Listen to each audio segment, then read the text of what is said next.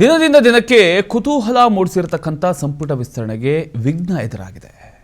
ಇವತ್ತು ಹಬ್ಬದ ಹಿನ್ನೆಲೆಯಲ್ಲಿ ಗೆಹ್ಲೋಟ್ ಮಧ್ಯಪ್ರದೇಶಕ್ಕೆ ಹೋಗ್ತಾ ಇದ್ದಾರೆ. ಈ ಕಾರಣದಿಂದಾಗಿ ಶುಕ್ರವಾರದ ತನಕ ರಾಜ್ಯಪಾಲರ ಲಭ್ಯತೆ ಅನುಮಾನ ಆಗಿದೆ.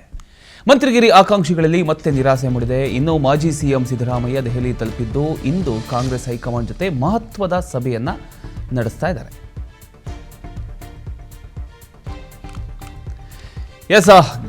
ಈಗ ಎಲ್ಲವೂ ಒಂದು ಕಡೆ ರೆಡಿಯಾಗಿದ್ದರೆ, ಅಂದರೆ ಅಂತಿಮ ಪಟ್ಟಿಗೆ ಹೈಕಮಾಂಡ್ ಮುದ್ರೆ ಬಿದ್ದರೂ ಕೂಡ ಆ ಒಂದು ಅಧಿಕೃತ ಪಟ್ಟಿಯನ್ನು ಹೊರಡಿಸೋದಕ್ಕೆ ರಾಜ್ಯದಲ್ಲಿ ರಾಜ್ಯಪಾಲರು ಇಲ್ಲ. ಅವರು ಹಬ್ಬದ ನಿಮಿತ್ತ ಊರಿಗೆ ಹೋಗ್ತಾ ಇದ್ದಾರೆ. ಅವರು ಬರೋವರೆಗೂ ಇದು ನಡೆಯೋದಿಲ್ಲ. ಸೊ ಅವರು ಯಾವಾಗ ವಾಪಸ್ ಬರ್ತಾರೆ, ಯಾವಾಗ ಅಧಿಕೃತ ಪಟ್ಟಿಯನ್ನು ಪ್ರಕಟ ಮಾಡ್ತಾರೆ, ಅಷ್ಟು ಜನ ಸಚಿವಾಕಾಂಕ್ಷಿಗಳು ಯಾವಾಗ ಪ್ರಮಾಣ ವಚನ ಸ್ವೀಕರಿಸ್ತಾರೆ, ಎಲ್ಲವೂ ಒಂದು ಕುತೂಹಲ. ಯಾಕೋ ಈ ಸಚಿವ ಸಂಪುಟ ವಿಸ್ತರಣೆ ವಿಚಾರಕ್ಕೆ ಸಂಬಂಧಪಟ್ಟ ಹಾಗೆ ದಿನೇ ದಿನೇ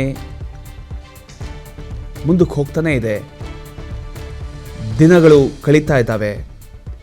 ಆದರೆ ಶಾಸಕರು ಕೂಡ ಒಂದು ಕಡೆ ತುದಿಗಾಲಲ್ಲಿ ನಿಂತು ಕಾಯ್ತಾ ಇದ್ದಾರೆ. ಒಂದಿಷ್ಟು ಜನಕ್ಕೆ ಖುಷಿ ಆಗ್ಬೋದು, ಇನ್ನೊಂದಿಷ್ಟು ಜನಕ್ಕೆ ನಿರಾಸೆ ಆಗ್ಬೋದು.